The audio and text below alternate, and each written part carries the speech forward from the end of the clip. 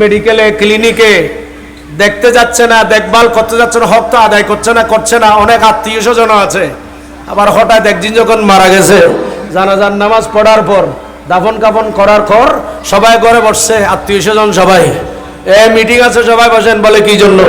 বলে সেদিন কেন করে দিই মেজান কেন করে দিবে, এখানে আলোচনা আছে। কথা বলেন, আছে না? খুব ভালো কথা, এতটুকু পর্যন্ত খুব ভালো, এগুলা ভালো, আমি যা বলতেছি ভালো। বলতেছে একটা কাজ করো, এই ফাতেমার জামাই কদুন দিব হ তোর মাইফার জামাই এই মতবাই কদুন দিব বুঝর করো। এই যে কথা বলেন ঠিক কিনা? ফাতেমার জামাতা তার শাশুড়ের ইন্তিকালের জন্য মেজবানে কত টাকা দেবে জিজ্ঞেস করম। মতবাই কত টাকা দেবেন, শালা কত টাকা দেবেন, বাগিনা কত দেবে, আত্মীয় স্বজন মিলি টাকা পয়সা তুলি, আমরা মেজবান দিই, আমরা খাওয়াই। আমি এটা খারাপ বলবো না, এটা ভালো জিনিস।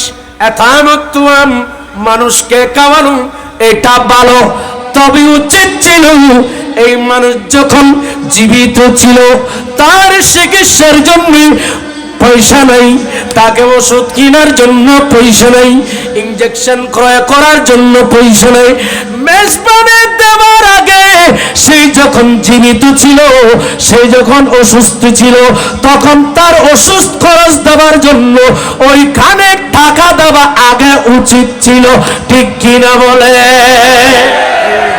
কিন্তু সেই জায়গায় আমরা আছি কে হো? এই নামাতারা